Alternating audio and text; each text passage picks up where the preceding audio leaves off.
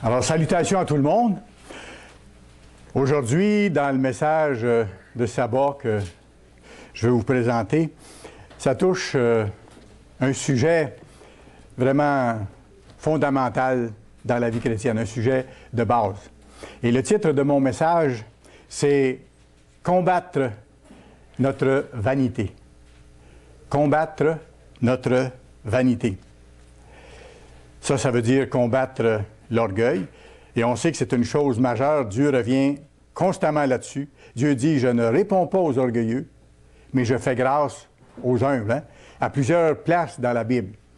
Et lorsqu'on humilie notre âme devant Dieu, lorsqu'on a vraiment à cœur de lui obéir, de lui appartenir, de grandir dans la grâce, dans la connaissance, d'être plus proche de lui, de faire sa volonté, d'accomplir son œuvre, de développer son caractère, Dieu répond à nos prières. Et c'est encourageant, c'est tellement fantastique. Tantôt, j'ai entendu quelqu'un encore, en arrivant à l'Assemblée, qui m'a dit la joie qu'il avait de voir Dieu intervenir dans sa vie, donner des réponses à des prières. Et d'avoir le plaisir de remercier Dieu de ça, et même de remercier Dieu des choses que Dieu a faites pour lui et qu'il n'a pas vues. Et ça, c'est une bonne attitude à avoir. Et Dieu apprécie, parce que ça nous met vraiment en contact avec lui dans l'attitude de vouloir devenir son enfant à part entière. Alors, combattre notre vanité, et on en a tous, on part de là, on part d'une nature de vanité. Notre nature charnelle, c'est la vanité. Notre nature qui désire faire les choses à sa façon, pour elle-même, de façon égoïste, avoir raison, se justifier, ça c'est notre nature humaine au point de départ, à tous. À tous. Et ça reste, et ça a tendance à revenir. C'est le combat qu'on doit faire et sur lequel on doit s'examiner quand les fêtes du printemps arrivent, mais aussi tout au long de l'année, pour garder cette démarche dans le sens de Dieu. La vanité, c'est aussi la suffisance de se penser correct, être suffisant, ne pas avoir besoin. Je n'ai pas besoin vraiment de Dieu, je n'ai pas besoin vraiment des autres.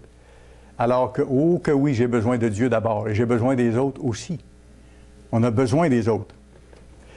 La vanité, c'est aussi la prétention. Ça veut dire prétendre. Et quand on se pense être quelque chose qu'on n'est pas, on est prétentieux. On se prétend être quelqu'un que nous ne sommes pas. Et quand Dieu nous appelle, il casse la petite coquille pour nous montrer qu'on pensait être quelque chose d'important, qu'on pensait être grand, qu'on pensait avoir raison sur bien des choses. Là, il casse la petite coquille pour nous montrer qu'on avait entièrement tort, qu'on ne savait rien, qu'on ne comprenait rien des choses spirituelles, des choses véritables, des choses durables, et que lui a à nous enseigner. Et quand on devient enseignable, qu'on accepte ça, puis même qu'on lui demande de nous en montrer davantage, il le fait avec plaisir. Et ô combien c'est encourageant, c'est stimulant pour nous, parce qu'il nous aide à avancer à ce moment-là. Parce qu'au point de départ, pour nous, pour vous et pour moi, pour tous les êtres humains, notre vie, elle est guidée et elle est affectée par la vanité. Qu'on le réalise ou non, au point de départ, c'est le cas. Et ça a tendance à revenir. Et c'est un combat qu'on va mener tant qu'on sera encore dans la chair humaine. Il faudra faire attention pour ne pas que ça revienne. En d'autres termes, je pourrais dire ceci, c'est pas flatteur, mais on est obligé à un moment donné de voir la réalité en face. La vanité, vous la voyez, c'est moi.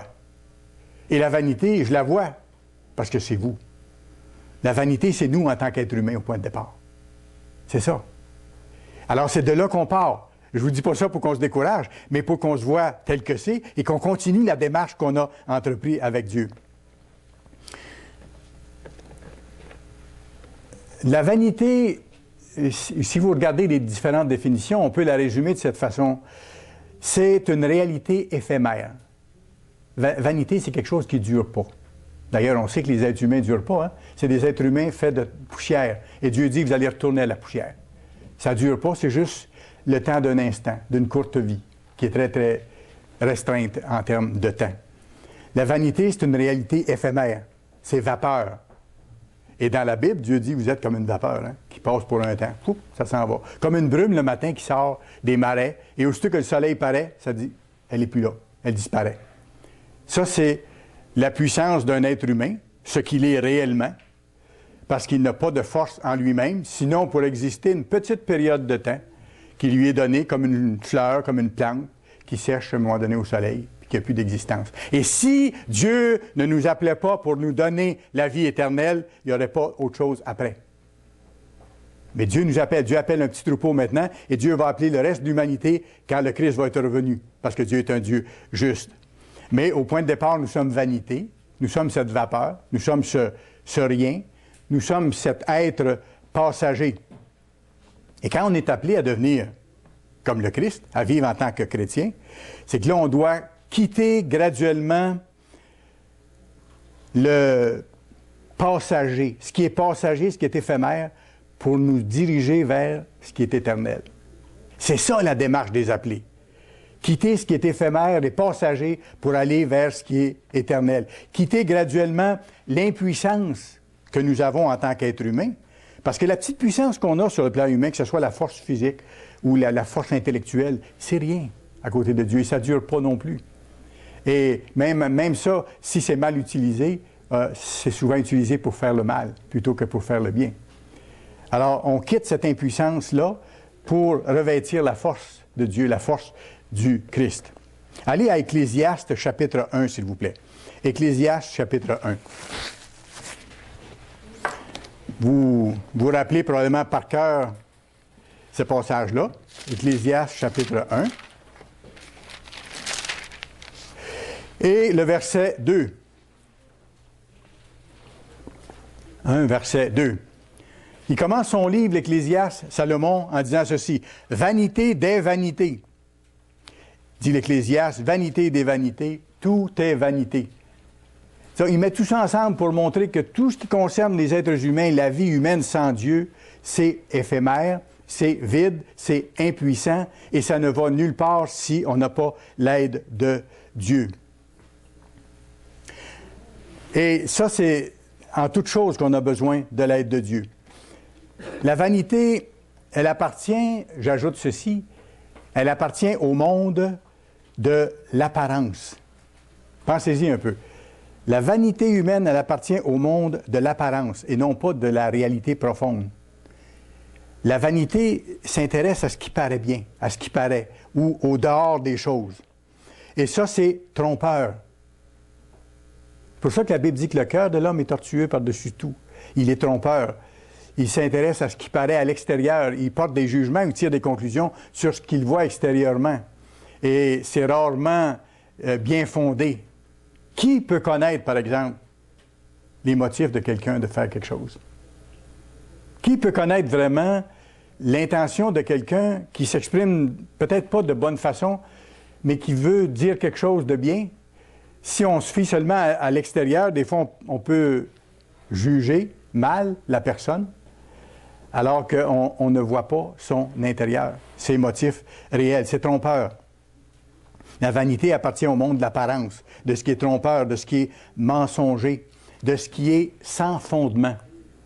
Sans fondement. 1 Corinthiens 2, verset 5. Je vais vous le donner rapidement en passant. 1 Corinthiens 2 et le verset 5 nous dit ceci.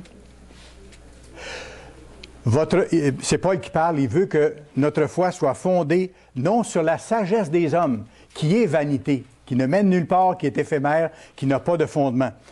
Il dit, je veux que votre foi soit fondée non pas sur la sagesse des hommes, mais sur quoi?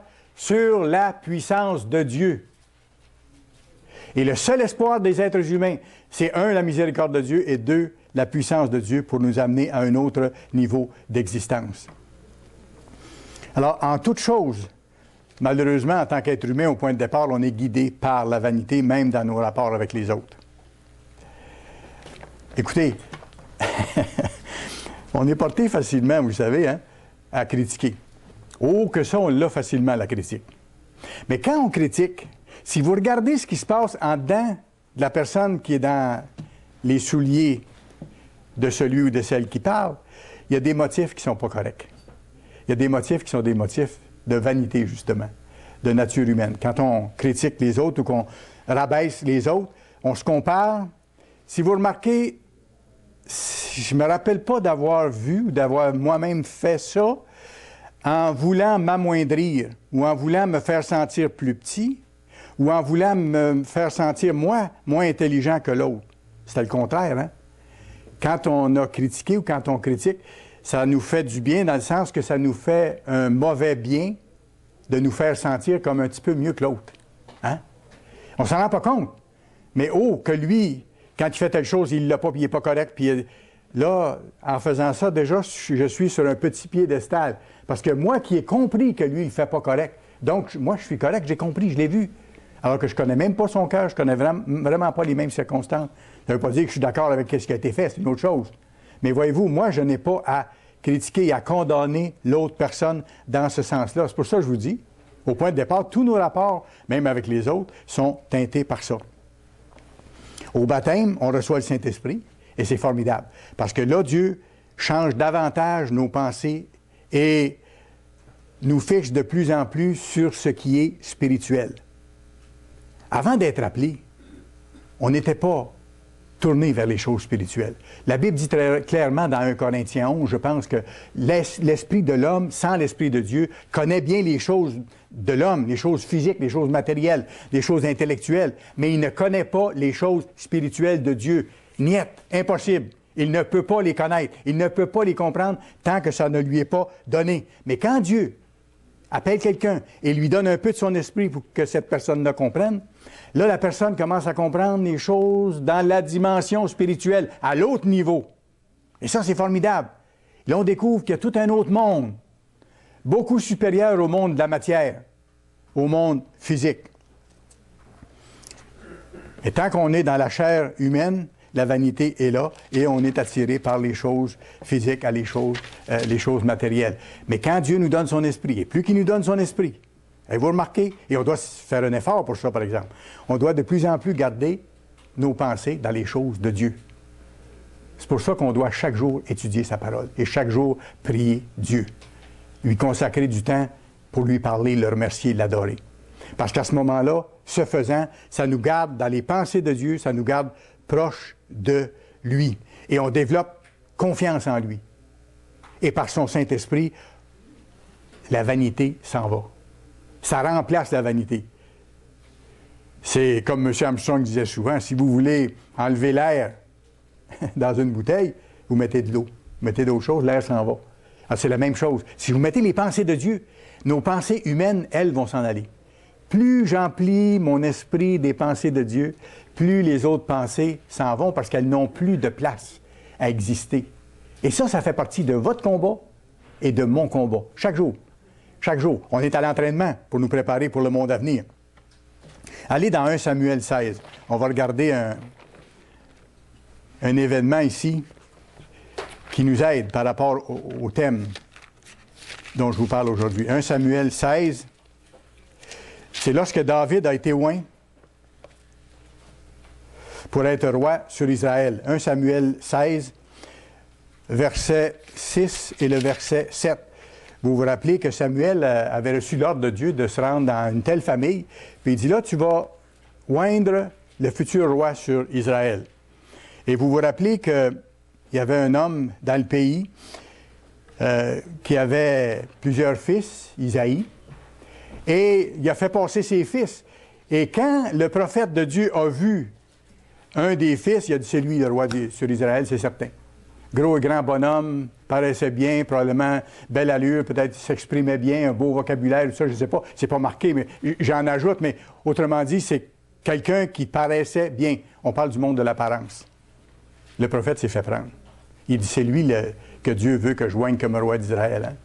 Dieu a dit, non, c'est pas lui, c'est pas lui. Il a fait passer tous les garçons d'Ésaïe, jusqu'à temps qu'il n'y en ait plus, puis que là, le prophète dise à Ésaïe, as-tu d'autres fils? Il a dit, oui, j'en ai un, mais c'est le petit dernier, puis il garde les animaux dans le champ.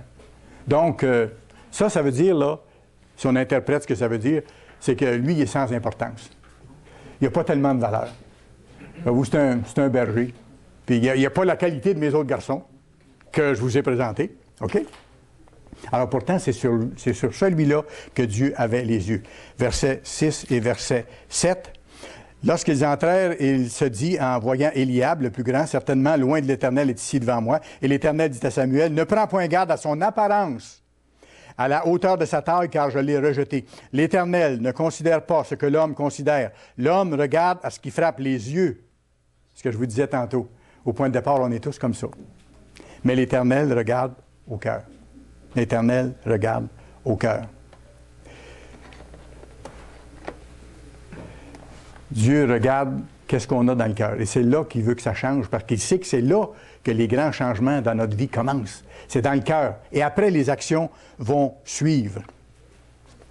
Et c'est pour ça que Dieu veut qu'on ne fasse pas de favoritisme. J'ajoute ça à cette chose-là. Ne pas faire de favoritisme envers qui que ce soit. D'être juste envers tout le monde. Parce que si vous remarquez, si vous y pensez un peu, faire du favoritisme, c'est une vanité. C'est de prétendre quelque chose, c'est de chercher quelque chose égoïstement. D'habitude, c'est, par exemple, entre le fait d'accorder une faveur à un tel et à un tel, de l'accorder au deuxième parce qu'il est plus riche, il va peut-être avoir un retour pour moi, ou parce que la personne pourra me rendre service autrement, au lieu que d'accorder la faveur ou l'aide à la personne qui a le plus besoin. Voyez-vous, le favoritisme, c'est aussi une vanité. C'est qu'on regarde dans le fond pour soi-même. En bout de ligne, au lieu d'avoir des motifs qui sont purs. Voyez-vous la différence? C'est vraiment important. Et pour Dieu, ça, c'est important. C'est comme l'apôtre Jacques écrit, vous pourrez aller voir dans Jacques 2, versets 1 à 4 et 5 à 7. Il dit, s'il rentre dans votre assemblée quelqu'un qui est richement vêtu, puis que vous lui dites à cet homme-là, assieds-toi en avant de l'assemblée, tiens, un beau siège réservé pour vous, monsieur, ici. Puis qu'il rentre après ça quelqu'un qui est vêtu pauvrement, qui a de la difficulté peut-être à s'exprimer.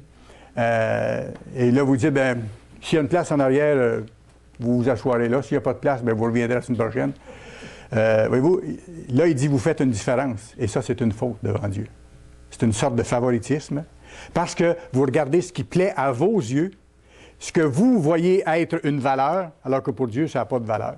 C'est pas ce qu'on porte, c'est pas l'argent qu'on a, ni même la santé qu'on a, ni même quoi que ce soit. Dieu n'est pas impressionné par personne. Dieu n'est pas impressionné par personne. Il est impressionné, et il veut être impressionné, par ce qu'on fait avec ce qu'il nous donne. De nous voir changer pour devenir comme son Fils. Ça, Dieu veut le voir faire. Et on voit dans Acte 13, versets 22 à 23, pas besoin de vous y reporter, mais Acte 13, 22 à 23, Dieu a choisi David parce que c'était un homme selon son cœur, et il dit, parce que je sais que c'est un homme qui va faire toute ma volonté. Alors, il savait que dans David, il y aurait cette intention-là de le faire. Et quand vous allez voir ce que David a fait, vous pourrez aller lire 1 Samuel. Bon, on va y aller, 1 Samuel 17. On est dans 1 Samuel 16, 1 Samuel 17, juste un peu après. Quand le petit David s'est rendu à la demande de son père, trouver ses frères sur la ligne de front, parce que l'armée d'Israël affrontait les Philistins, dont Goliath, et le petit David, pour obéir à son père, est allé porter de la nourriture à ses frères qui étaient soldats. Quand il a vu Goliath, comme il dit lui-même, insulter l'armée de l'Éternel, il dit, pourquoi vous laissez faire ça? Et là, il était prêt à y aller, ce petit bonhomme-là. OK? Mais pourquoi il était prêt à y aller? Pas seulement parce que c'était un coup d'impulsivité, parce que David avait l'expérience de marcher avec Dieu. Il savait que Dieu est un Dieu qui répond. Et dans certaines circonstances, il pouvait compter absolument. Quand je dis certaines circonstances, c'est des circonstances selon la volonté de Dieu. Il pouvait savoir que Dieu allait répondre quand il allait lui demander quelque chose. Parce qu'il l'avait vécu quand il était justement avec ses moutons, avec ses troupeaux de moutons. Il était proche de Dieu. On le voit dans les psaumes, puis tout ça, quand il parle de la beauté du ciel, quand il parle des brebis, quand il parle de la grandeur de Dieu et tout ça. Et on le voit ici, 1 Samuel 17, on va commencer à lire au verset 34. David dit à Saül, pour convaincre le roi de le laisser aller combattre seul contre Goliath, il lui raconte ce qu'il a vécu, lui, avec Dieu, de voir la force de Dieu intervenir pour lui quand il gardait ses moutons et qu'il était mal pris. Fait qu'il dit, Dieu va faire la même chose avec ce Philistin-là. Il ne me laissera pas être détruit quand moi je vais l'affronter. Regardez, David dit à Saül pour le convaincre, « Ton serviteur faisait paître les brebis de son père. Et quand un lion ou un ours venait en enlever une du troupeau, je courais après lui. Je le frappais et j'arrachais la brebis de sa gueule. S'il se dressait contre moi, je le saisissais par la gorge, je le frappais et je le tuais. C'est ainsi que ton serviteur a terrassé l'ours et le lion, et il en sera du Philistin, de cet incirconcis, comme de l'un d'eux, car il a insulté l'armée du Dieu vivant. » C'était pas lui qui était insulté, c'est l'armée du Dieu vivant, là. C'était le Dieu vivant que David considérait être insulté dans ce qui se passait, voyez-vous. Donc, il prenait la part de Dieu là-dedans. Et regardez le verset suivant.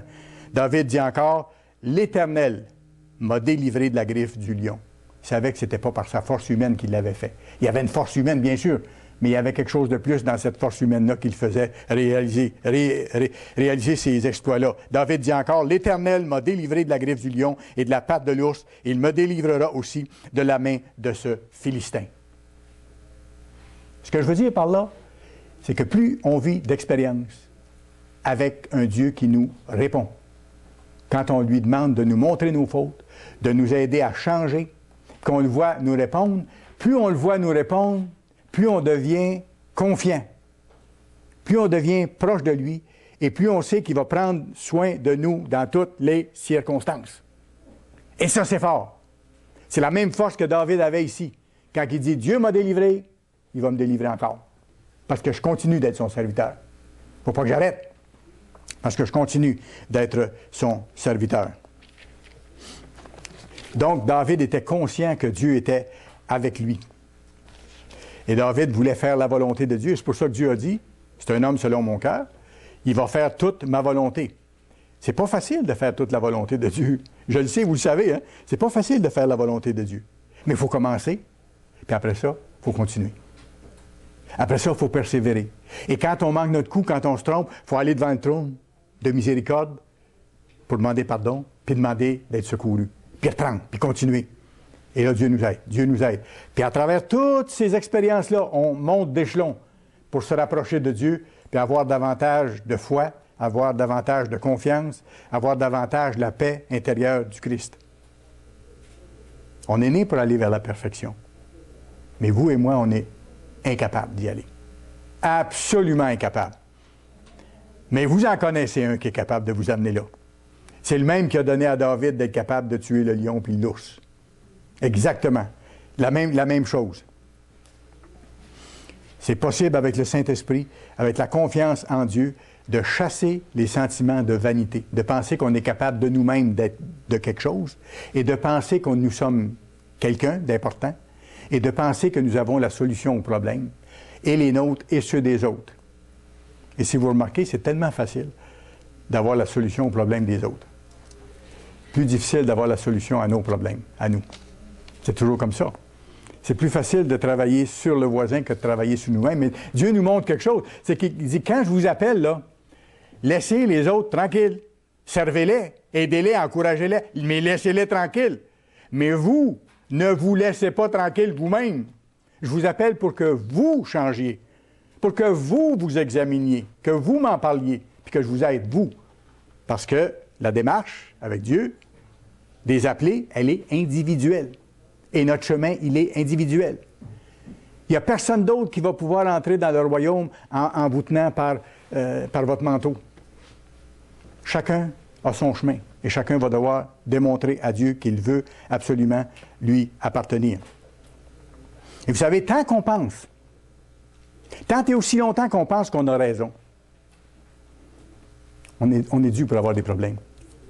Et parfois, Dieu nous en permet, et parfois, il en met sur notre chemin pour qu'on finisse par comprendre. Tant et aussi longtemps qu'on pense qu'on est capable seul, puis qu'on sait comment arranger les choses,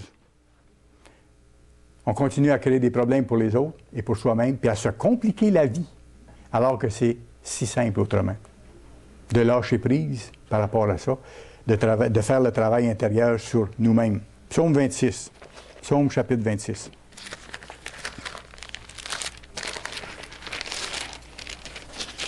Psaume chapitre 26.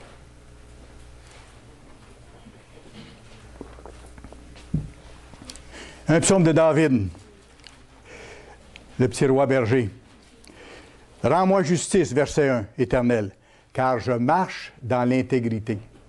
Ça ne veut pas dire qu'il est parfait. Vous non plus, moi non plus. Mais nous devons marcher dans l'intégrité. On n'est pas parfait, mais il faut s'en aller par là. Rends-moi justice, Éternel, car je marche dans l'intégrité. Je me confie en l'Éternel, je ne chancelle point. Ici, vous ne le voyez peut-être pas au premier abord, mais dans la dernière partie du verset, dans la phrase qu'il y a là, c'est une promesse qu'il y a. Je me confie en l'Éternel, je ne chancelle point. Écrivez-les autrement, vous allez voir la promesse. Si je me confie à l'Éternel, je ne chancelle point. Ou lorsque je me confie à l'Éternel, je ne chancelle point. Si je marche dans l'intégrité, que je me confie à Dieu, ce qui arrive, c'est que la vanité s'en va. La vanité s'en va. L'importance que je voyais à moi-même, ça s'en va. La suffisance ou le fait de penser avoir raison sur tout, ça s'en va. Et je commence à être ouvert à me faire dire par Dieu quoi faire, comment faire. Et même par son gouvernement dans l'Église. Autrement, j'ai de la misère à l'accepter. Et j'ai encore un problème. Verset 2. Sonde-moi, Éternel. Là, ici, c'est quelque chose que vous pourriez demander à Dieu et que je pourrais demander à Dieu. David l'a demandé. Ça a pris du courage. David n'a pas eu peur de demander ça à Dieu. C'est quelque chose, là. Il faut y penser. Regardez ce qu'il dit. Il dit, sonde-moi, Éternel, éprouve-moi, mets-moi au test, mets-moi à l'épreuve. Fais passer au creuset mes reins et mon cœur. Donc, dans le plat de difficulté, pour que ça me solidifie, que je vois ce que j'ai à changer. C'est toute qu'une demande, là. Il faut y penser comme il faut avant d'y demander. C'est bon parce qu'il va vous répondre. Il va vous répondre parce que c'est ce qu'il veut. C'est ce qu'il veut. On peut lui demander d'y aller graduellement. Selon sa bonté, sa tendresse paternelle. Parce qu'il nous aime. Puis il sait qu'il ne nous enverra jamais quelque chose de trop pesant pour nous. Mais il va nous envoyer ce qu'on a besoin, par exemple. Comme on fait avec nos enfants. Il va nous donner ce qu'on a besoin pour qu'on avance. Parce qu'il nous aime. Il veut qu'on se rende au but, là. Il ne nous a pas appelés pour nous laisser tomber en cours de route. Il veut qu'on arrive au but. Verset 3. Car ta grâce est devant mes yeux et je marche dans ta vérité. Verset 4. Et regardez maintenant ce que David fait pour marcher dans l'intégrité. Il donne un exemple ici. Ça ne couvre pas tout. Mais ça donne un exemple, c'est quoi marcher dans l'intégrité? Je ne m'assieds pas avec les hommes faux. Donc, je ne fais pas mes amis de gens menteurs ou de gens turbulents ou de gens violents. Et je ne m'assois pas devant des gens qui en tuent d'autres à la télévision ou qui commettent des adultères ou qui mentent sur toutes sortes de formes. Je n'ai pas d'affaire à m'asseoir là. Parce que si je m'assois même devant ma télévision, que je regarde ça, je m'assois en compagnie des menteurs, des tueurs, des voleurs. Et je laisse entrer ça dans mon esprit.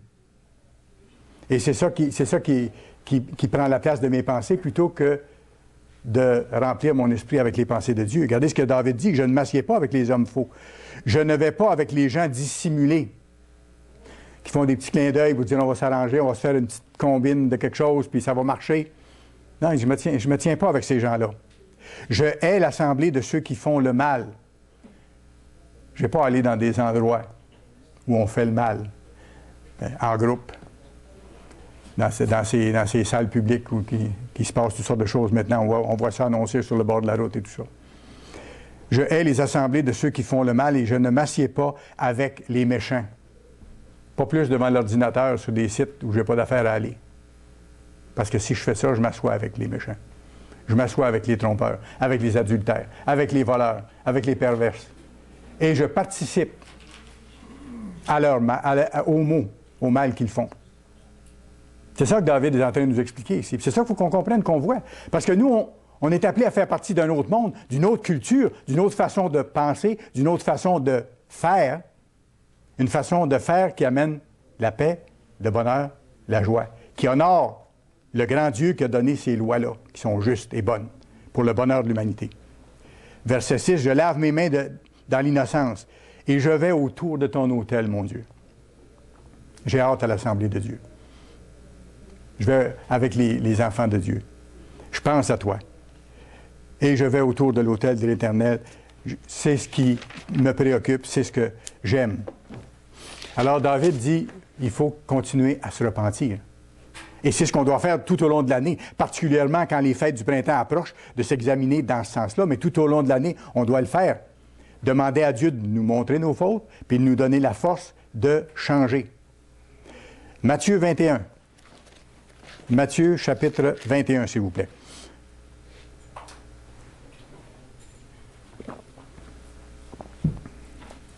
Matthieu 21.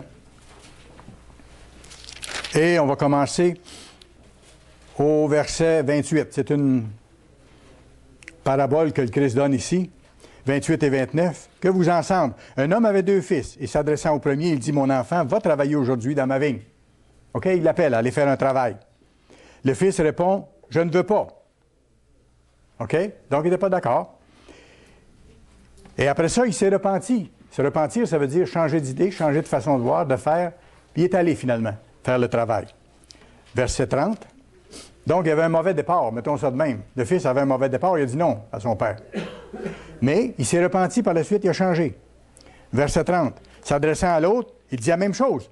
Et le deuxième répondit, « Je veux bien, Seigneur, mais il n'est pas allé. Il n'est pas allé faire le travail. » Qu'est-ce qu'il a fait, si vous analysez la situation? C'est dans le fond, il s'est laissé guider par quoi?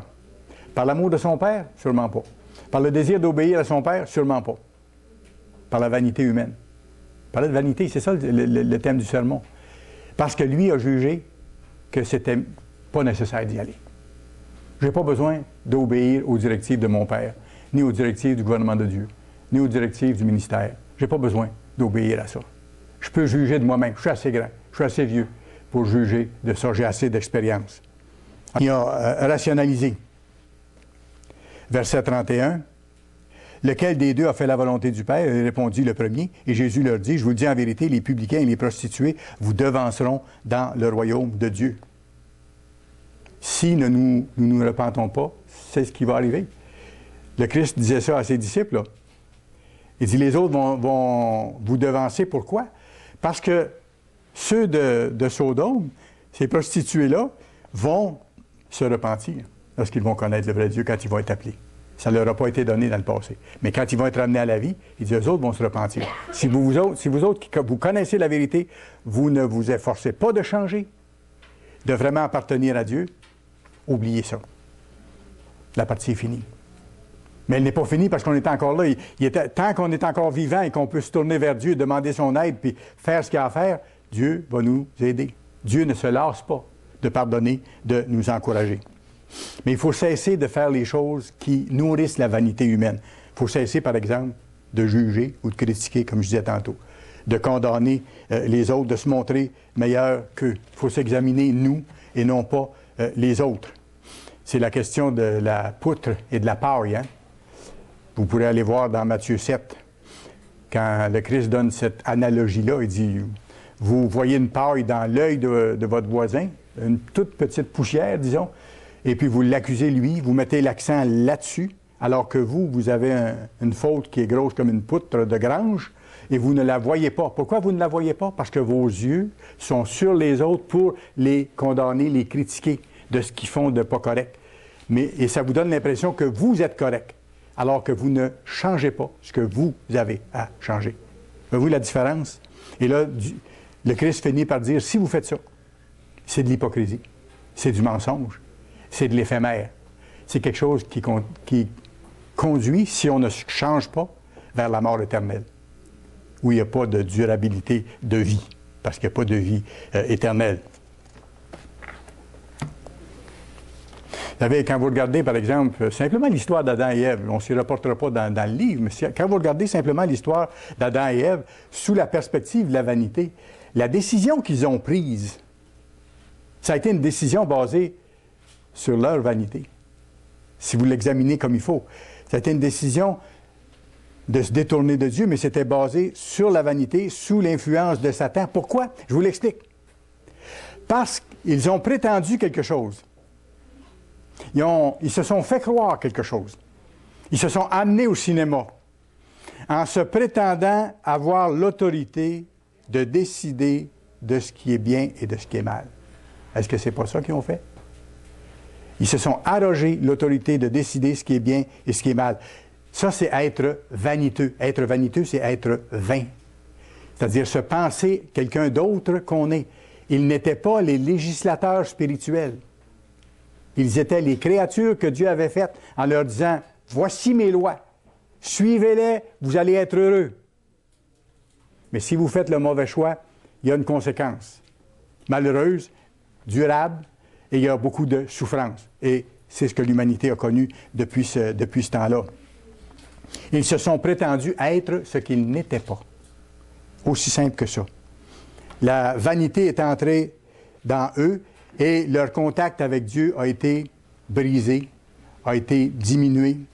Et là, ils ont commencé même à avoir peur et ils ont commencé à se justifier. Vous connaissez l'histoire, hein? Quand Adam a dit « c'est pas moi, c'est la femme », puis quand la femme a dit « c'est pas moi, c'est le serpent », tout le monde s'est justifié. Mais là, j'arrête. C'est quoi, se justifier? Se justifier, c'est de dire « moi, je suis juste, mais c'est un autre qui est coupable ». C'est la faute de l'autre, hein? Adam dit « c'est la faute de ma femme », puis la femme dit « c'est la faute du serpent ». Se justifier, c'est de dire « moi, je suis correct là-dedans. C'est l'autre qui m'a amené à faire telle chose ou à manquer mon coup ». C'est se montrer juste. C'est prétendre qu'on est juste alors qu'on ne l'est pas. On veut abrier notre faute en disant « moi, je suis correct là-dedans. Moi, je n'ai rien fait de mal. C'est l'autre qui a fait. » Et souvent, quand il y a des problèmes de couple, les premières choses qu'on a à démêler entre l'homme et la femme, c'est d'arrêter de s'accuser mutuellement de toutes les fautes du monde pour commencer à ce que chacun se regarde lui-même. Qu'est-ce que j'aurais, moi, à changer pour que ma relation dans mon couple aille mieux? Et là, on commence à bâtir là-dessus. Autrement, chacun essaie de se justifier. Et là, c'est une bataille rangée pour avoir raison, pour dire, moi, je ne suis pas en tort, c'est l'autre qui est en tort. Et là, on a toute la liste de raisons. C'est deux bords. Mais ça ne va pas nulle part. Et ça fait simplement envenimer la situation.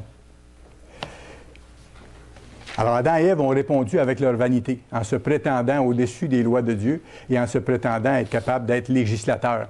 Ils en ont payé le prix amèrement. Mais ça, c'est nous autres. Pensez-y un peu, là. Je vous donne beaucoup de matière à réflexion aujourd'hui. C'est nous autres, ça. On pense ainsi. On parle ainsi. Souvent, sans s'en rendre compte. On se défend. On a tendance à accuser, à critiquer. On a tendance à blâmer, même à mentir. Sous des formes parfois détournées, mais à mentir pour se tirer d'affaire. Ça encore, c'est pour paraître juste, pour montrer qu'on n'a pas tort. Tout ça se tient, ça va ensemble. Vous vous rappelez, dans Marc 14, vous pourrez aller voir. Non, je pense que ça vaut la peine qu'on aille voir. Marc 14, verset 3. Marc 14, verset 3. Il y a une scène ici qui nous donne beaucoup d'informations sur le thème dont on parle. Marc 14, on va commencer à lire au verset 3. Comme Jésus était à Béthanie, dans la maison de Simon le lépreux, une femme entra pendant qu'il se trouvait à table. Elle tenait un vase d'albâtre qui renfermait un parfum de nard pur de grand prix. Et ayant rompu le vase, elle répandit le parfum sur la tête de Jésus. Est-ce que c'était une mauvaise action ou une bonne action? C'était une bonne action. Elle a fait le bien, cette femme-là. On ne donne pas de détails sur cette personne-là, mais le geste qu'elle a posé, elle avait compris quelque chose par rapport au Christ et elle voulait honorer Dieu et elle l'a fait avec tout son cœur. Elle a peut-être mis tout ce qu'elle avait d'économie dedans, dans ce parfum cher-là. Regardez verset 4, la réaction des gens. Quelques-uns exprimèrent entre eux leur indignation. C'est fort, là. Leur indignation. À quoi bon perdre ce parfum? J'arrête. On explique. Ils sont indignés d'une bonne action qui a été faite par une femme qui a peut-être mis tout son argent, qui a mis tout son cœur, en tout cas, dans ce geste-là pour honorer le Christ, Dieu lui-même. Eux sont indignés à cause de leur vanité, à cause de leur nature humaine et à cause de leur jalousie. Quand on est indigné dans une situation comme ça par rapport à une bonne œuvre qui a été faite, c'est qu'on se rend compte que la personne a fait beaucoup et qu'on n'est peut-être pas capable de faire la même chose, ou qu'on aurait dû faire la même chose, mais qu'on ne l'a pas fait. On se sent coupable, et là, pour se déculpabiliser, on accuse l'autre. Elle n'aurait jamais dû faire ça. Quand on va au fond des motifs de l'être humain, on découvre toutes sortes de choses. Mais il faut les voir, ces choses-là. Parce que c'est nous, ça. Ça, je vous disais, c'est nous, Adam et Ève. Et c'est nous, les gens, parfois indignés. Il faut être capable de faire le ménage là-dedans. Nous, notre rôle, c'est de changer nous-mêmes, de plaire à Dieu, de vivre selon ses voies et ses lois. Quand on voit une bonne action, de l'admirer, de l'apprécier, d'en remercier Dieu. Pas de chercher à trouver les motifs de la personne ou quoi que ce soit, ou la situation. Et vous savez, qu'est-ce qui s'est passé? Pourquoi ils ont été indignés? Je vais vous dire encore plus. Ça vaut la peine que je prenne le temps de vous donner cette nuance-là. Elle est vraiment importante. C'est parce que le geste de la personne les a accusés à cause de l'humilité de cette femme. Ces gens-là qui étaient indignés n'avaient pas l'humilité qu'elle avait de venir honorer Dieu de cette façon-là. Et même si dans d'autres passages, on voit qu'à certains endroits où le Christ est entré dans des maisons, l'hôte de la maison ne lui avait même pas offert de laver ses pieds, comme c'était la coutume à l'époque, à cause de la poussière et tout ça. Le Christ lui avait reproché d'ailleurs. Mais là, ici, ces gens-là étaient indignés d'une bonne action, de ce que la femme avait fait, parce que ça devenait comme une accusation contre eux qui n'avaient pas eu l'humilité de faire la même chose, ou la bonté de faire la même chose envers le Dieu de l'univers qui était là. Et regardez le verset 5. Qu'est-ce qu'ils ont dit? On aurait pu vendre plus de 300 deniers ce parfum et donner ces deniers aux pauvres. Et ils s'irritaient contre cette femme. Mensonge! Pourquoi? Parce que s'ils voulaient donner des deniers aux pauvres, il n'y a pas personne qui les empêchait de le faire. Et quand on donne des deniers aux pauvres ou à celui qui en a besoin, on ne s'en vante pas sur les toits. On donne. Dieu dit que votre main gauche ignore ce que la main droite donne. On fait le bien pour le bien qu'il y a à faire, point. Et c'est entre nous et Dieu. Alors, si eux se sentaient accusés par le fait qu'elle ait donné quelque chose d'aussi valable, c'est parce qu'eux ne donnaient rien de valable autour à ceux qui avaient besoin. Vous savez, nos actions puis nos attitudes parlent plus fort que ce qu'on dit. Moi, quand je vois quelqu'un, puis à travers les années, j'ai appris ça.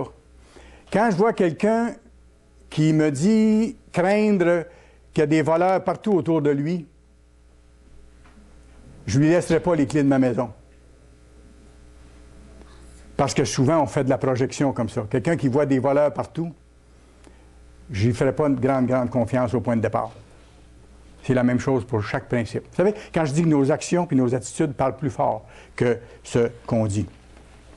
Verset 6, « Mais Jésus leur dit, laissez-la.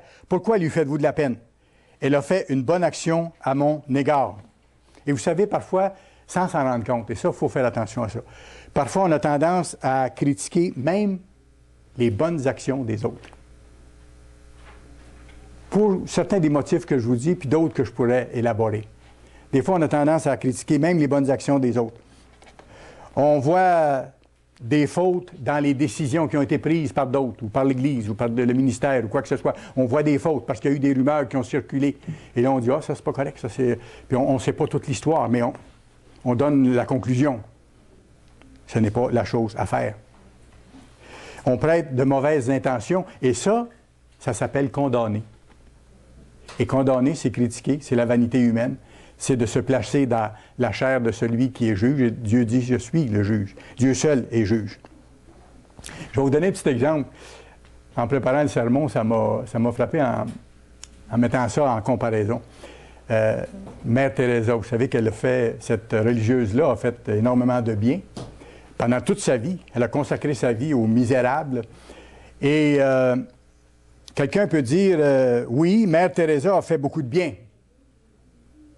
Et un chrétien peut dire ça. Mais elle n'était pas convertie. Là, vous venez d'avoir une belle déclaration. Vous venez de voir un petit peu le cœur de la personne. Mère Teresa a fait beaucoup de bien, mais elle n'était pas convertie. OK? Ça, c'est négatif. Ça, c'est donc, moi, je suis converti, moi, je comprends mieux qu'elle, je suis plus qu'elle. Attention. Attention. Attention. Ça, c'est le cœur humain qui est tortueux par-dessus tout, qui essaie de se justifier, de se donner raison, de se monter. Moi, je peux être le juge de cette dame-là. C'est sûr qu'elle n'était pas appelée. Mais pourquoi est-ce qu'on ne mettrait pas la phrase autrement? Et là, ce serait tout le contraire. Oui, Mère Teresa a fait énormément de bien. Elle a consacré sa vie aux miséreux. Imaginez-vous, quand cette femme-là va être appelée, qu'est-ce qu'elle va faire dans le royaume? Avec tout l'entraînement que Dieu a permis qu'elle ait. Voyez-vous la façon de voir? Ça, c'est positif. Et ça, c'est selon Dieu. Et ça, c'est d'éliminer la vanité humaine de notre cœur. Et en tant que chrétien, c'est ça qu'il faut faire. C'est ça qu'il faut faire. Il y a beaucoup là-dedans. Il y a beaucoup là-dedans. Matthieu 16. Matthieu 16. Ça, c'est un exemple frappant aussi ici. C'est Pierre, pas longtemps avant que le Christ soit crucifié. Le Christ a annoncé qu'il allait mourir. Et Pierre, l'impétueux, lui répond avec force, avec puissance. Il reprend le Christ. Entre parenthèses, il critique le Christ. Reprendre veut dire critiquer ici, là. Matthieu 16, verset 21. Verset 21. Dès lors, Jésus commença à faire connaître à ses disciples qu'il fallait qu'il aille à Jérusalem, qu'il souffre beaucoup de la part des anciens, des principaux sacrificateurs et des scribes, qu'il soit mis à mort, qu'il ressuscite le troisième jour. Pierre, l'ayant pris à part, se mit à le reprendre le gouvernement de Dieu, à reprendre le Christ lui-même, le chef de ce gouvernement-là. Et il lui dit, à Dieu ne plaise, Seigneur, cela ne t'arrivera pas.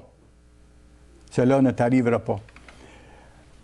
Un être vain, un être insignifiant et un être prétentieux à ce moment-là, qui prétendait pouvoir sauver le Christ, qui venait sauver le monde, lui.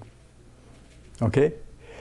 Pierre n'avait pas compris, bien sûr, il a fallu qu'il se repente de ça. Mais quand on voit le fond du scénario, c'est ça. Moi, je suis plus que toi, même si tu viens de dire tout ça, là, moi, je vais arranger les choses à ma façon.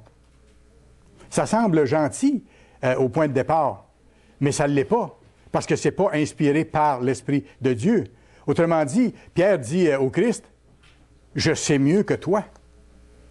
Je sais mieux que toi. Ce que tu viens de dire, ça n'arrivera pas. Je sais mieux que ça, et je vais m'en occuper. » Verset 23. Regardez ce que Jésus lui répond. Mais Jésus, se retournant, dit à Pierre, « Arrière de moi, Satan.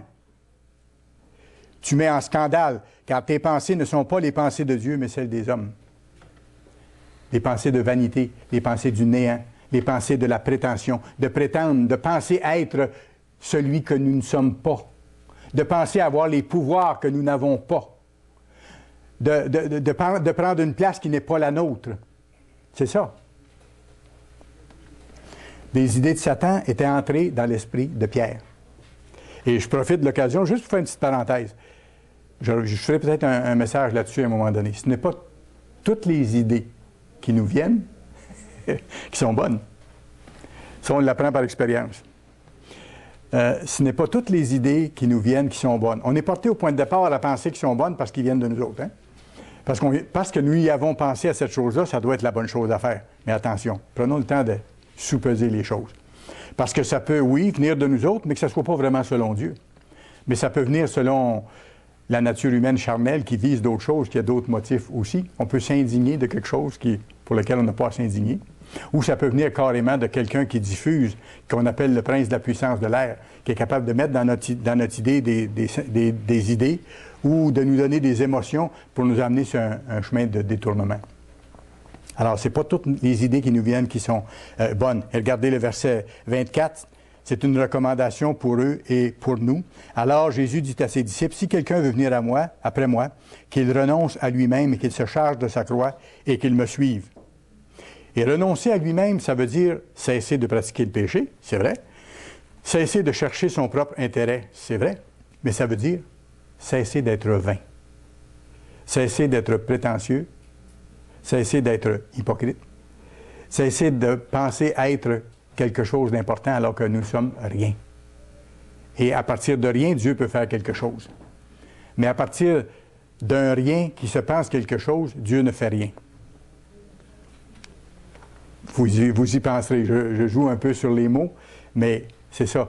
Dieu ne travaille pas avec nous tant que nous ne sommes pas totalement disposés à nous soumettre à lui.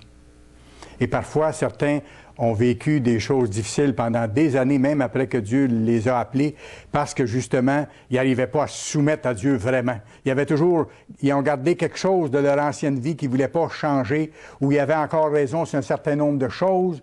Ils ne voulaient pas admettre les directives ou les conseils qui leur étaient donnés. Ils ont fait les choses à leur façon. Et parfois, ça a duré des années et des années de souffrance avant de comprendre. Et Dieu n'est pas pressé. Il va mettre le temps qu'il faut. Mais on a tout à gagner à dire à Dieu, montre-moi là, tout ce que j'ai à changer, puis aide-moi à le faire. Aide-moi à voir ce que je vois. Aide-moi à voir ce que je ne vois pas, que je dois changer.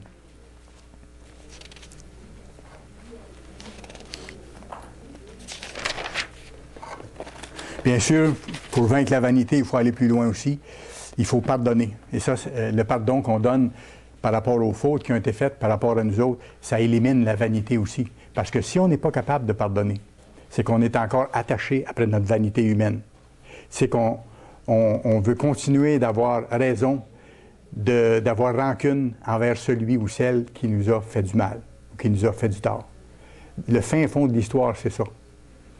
Quand on n'est pas capable et qu'on ne veut pas pardonner, c'est qu'on ne veut pas reconnaître qu'on laisse aller l'autre, qu'on lui pardonne complètement, mais qu'on veut continuer à dire « j'ai raison d'avoir tellement souffert et je ne suis pas capable de pardonner à cette personne-là et dans le fond, je ne veux pas pardonner à cette personne-là qui m'a fait tellement de mal.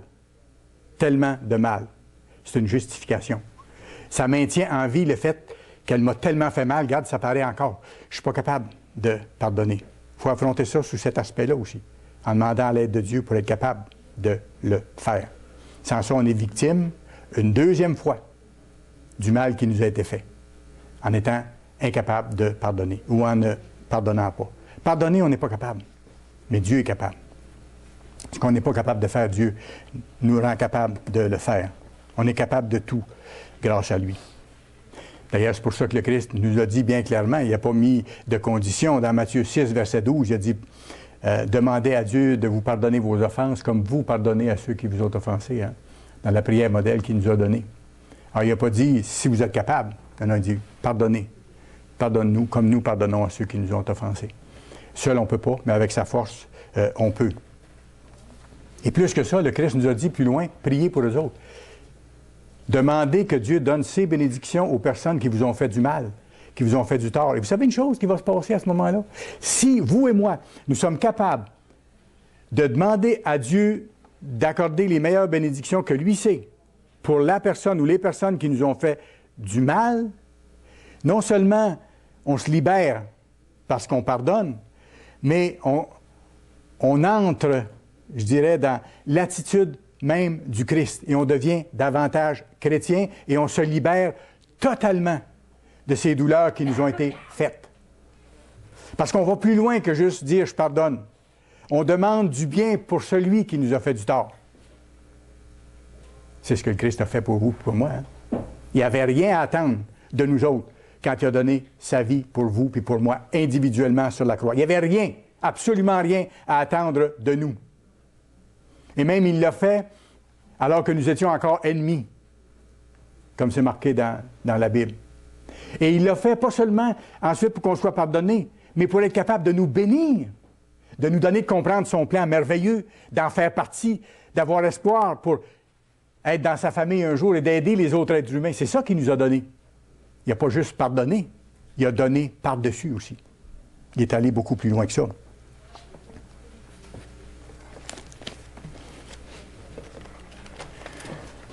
Quand vous regardez, on n'ira pas à cause du temps, mais quand vous regardez le martyre d'Étienne, Étienne, quand il a été mis à mort, il a dit à Dieu en prière, pardonne-leur, Père, parce qu'ils ne savent pas ce qu'ils font. Comme le Christ a fait. Acte 7, verset 60, c'est ce qu'il leur a dit.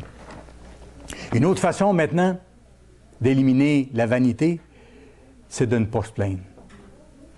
D'arrêter de se plaindre. De ne pas voir les injustices chez les autres, c'est-à-dire de ne pas mettre l'accent sur les injustices que les autres commettent. On les voit, les injustices. On le sait, on en voit les injustices. On en voit dans les bulletins de nouvelles, on en voit sur les journaux, on en voit même entre nous. Sans qu'on le veuille, parfois on commet des injustices envers d'autres. Mais Dieu dit, ne mettez pas vos yeux là-dessus. Voyez les bons points des gens. Et vous, travaillez à changer vous-même. Et attention, ne soyez pas jaloux de ceux qui réussissent. Ne soyez pas jaloux de ceux qui réussissent.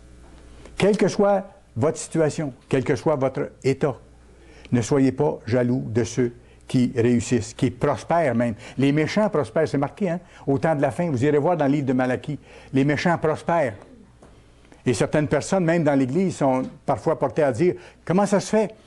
Les grands bandits, les criminels vivent dans l'abondance, dans une opulence extraordinaire, ils échappent à la justice, ils font ce qu'ils veulent. Oui, parce que c'est le monde de Satan.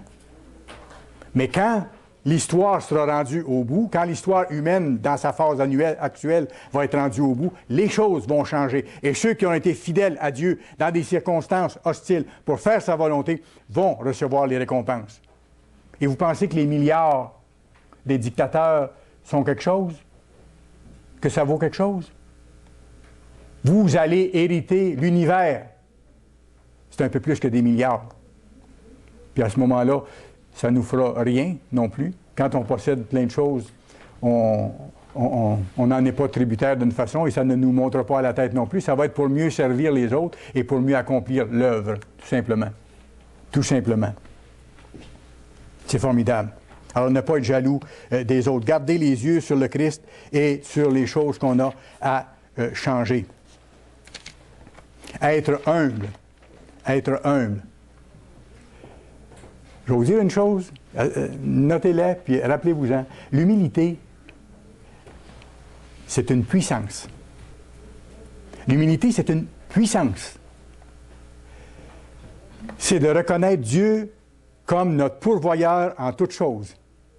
C'est de reconnaître que moi, je ne peux rien faire de bon, de valable, de juste, de vrai, mais par mon Dieu, je suis capable de combattre mes adversaires, je suis capable de passer à travers toutes les circonstances que lui va permettre, et je vais être capable de me rendre au bout de ma route qu'il m'a tracée, parce que c'est lui qui va m'y amener. Le Christ a dit, je ne vous abandonnerai jamais, je ne vous délaisserai jamais, si vous ne m'abandonnez pas, si vous ne me délaissez pas.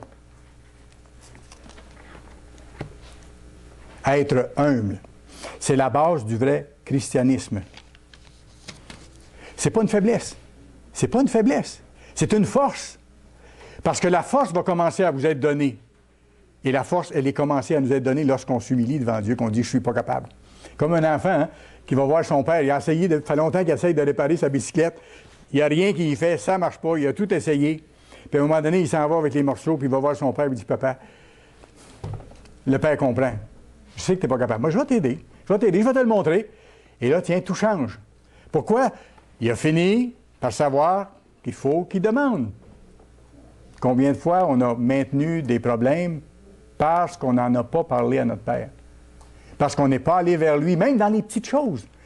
On oublie ça parce qu'on dit « Ah, c'est des détails. » Non, non, non. Si on demande même dans les petites choses de chaque jour, alors qu'on s'en va en voiture ou qu'on va à notre travail ou quoi que ce soit, qu'on lui parle, c'est qu'on est en contact avec lui, c'est qu'on marche avec lui. Et plus on vit cette expérience-là, plus il nous répond, et plus notre foi se développe, plus on prend confiance en lui, plus on est proche, plus on est sous son aile. Et quand les temps plus difficiles vont venir, on sera capable de dire « Je l'ai vu, il m'a donné la force de tuer l'ours, de tuer le lion. Il va faire le restant du chemin pour moi. Même si autour de moi, je ne vois pas la solution. Lui, il l'a. Lui, il sait. » Demandez à Dieu. Proverbe 26. Proverbe 26, s'il vous plaît.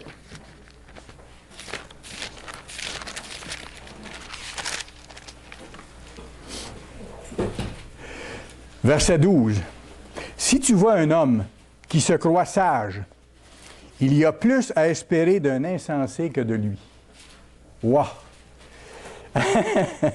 Ça, c'est un bon coup, là. Si tu vois un homme qui se croit sage, il y a plus à espérer d'un insensé que de lui. Il est pire, il est moins fiable que le pire des insensés. Pourtant, c'est de là que je pars, c'est de là que vous partez. Parce c'est tous pensées sages. C'est la vanité humaine. Et c'est de ça qu'il faut se débarrasser pour dire à Dieu, la seule vraie sagesse, c'est de toi qu'elle vient. La crainte de Dieu, c'est le commencement de la sagesse. Hein? Mettre en application ses lois, ses voies, comme on voit dans, je pense, c'est Psaume 111, verset 10. C'est le commencement de la sagesse, c'est de mettre en pratique les lois de Dieu. Ça, c'est la vraie sagesse, qui nous approche de Dieu. Mais la sagesse humaine, elle nous amène n'importe où ailleurs que sur les chemins de Dieu. Proverbe 21, verset 2. Proverbe 21, verset 2. Toutes les voies de l'homme sont droites à ses yeux. C'est ça que je vous disais tantôt. Proverbe 21, verset 2. Toutes les voies de l'homme sont droites à ses yeux. Quand on ne connaît pas Dieu, tout ce qu'on pense, c'est correct. On l'a. On a raison. Et même quand on connaît Dieu, il faut se battre pour éliminer cette notion-là des choses. J'ai raison, ma façon de voir, elle est correcte. Il dit, toutes les voies de l'homme sont droites à ses yeux. On pense bien agir, mais celui qui pèse les cœurs, c'est l'Éternel. Lui, il sait si telle action est juste ou si telle pensée, elle est juste. Et c'est à moi de lui demander de m'aider à enligner mes pensées sur les siennes et mes actions sur celles du Christ. Sinon, c'est encore une vanité. Parce que, voyez-vous, la vanité, c'est le monde vide du paraître. C'est un monde vide, le monde du paraître. Les parades de mode. C'est le monde vide du paraître. C'est le monde vide de l'apparence. Il n'y a pas de substance. Il n'y a pas de valeur réelle. Il n'y a pas de fondement réel, durable. Et la connaissance des voies de Dieu, c'est le fondement de la sagesse et le fondement de la vie éternelle. Ça, c'est durable, parce que c'est le début de l'éternité. C'est le commencement du chemin qui va nous mener dans la vie éternelle. Verset 30, ça vaut à peine, même chapitre, verset 30. Il n'y a ni sagesse, ni intelligence, ni conseil en face de l'Éternel. Et dans l'original, c'est contre l'Éternel. Autrement dit, devant Dieu, il n'y a aucun homme qui peut prétendre être sage, être intelligent, et être capable de lui donner conseil. C'est Dieu qui est le plus sage, qui est le plus intelligent. Il n'y a pas besoin de notre conseil pour savoir quoi faire. OK? Dieu possède toute la sagesse. Notre sagesse à nous et notre intelligence à nous, au point de départ, même si les êtres humains sont capables de bâtir des fusées pour aller dans l'espace, c'est rien. C'est encore de jouer dans le petit carré de sable. Quand Dieu regarde ça, c'est moins que des enfants qui jouent dans un carré de sable, qui font des petits chemins avec un bout de bois en pensant que c'est un camion. Pour nous, on trouve que c'est merveilleux d'aller dans l'espace. On pense qu'on est allé dans l'espace. On est allé juste pas loin de la Terre et on se prétend les maîtres de l'univers. On n'est rien. On est vanité, comme Salomon disait. La vanité, c'est le monde de l'apparence, c'est le monde qui n'a pas de fondement durable. Et notre sagesse, notre intelligence, elle n'est rien par rapport à celle de Dieu. Regardez Jérémie 9. Jérémie chapitre 9. Jérémie chapitre 9.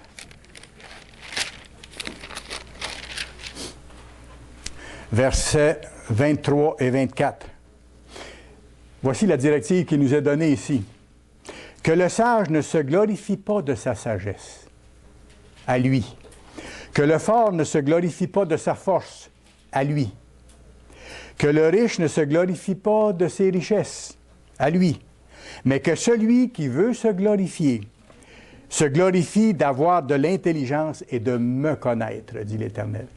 C'est de là que vient la vraie sagesse, la vraie force, la vraie intelligence. De savoir que je suis l'Éternel qui exerce la bonté, le droit et la justice sur la terre.